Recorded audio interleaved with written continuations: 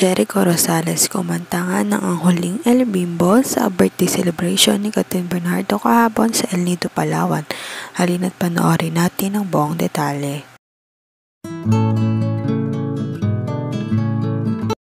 Isa nga sa invited sa birthday ni Catherine Bernardo ay si Jericho Rosales kung saan kasama niya raw ito sa upcoming projects. Matagal namang hinihiling ni Jericho na makatrabaho si Catherine at ilang taon niya na ito sinasabi sa social media.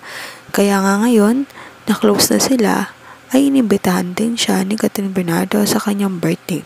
Kumanta nga siya ng ang huling El Vivo para ito kay Catherine Bernardo. Halina't panoorin natin ang video.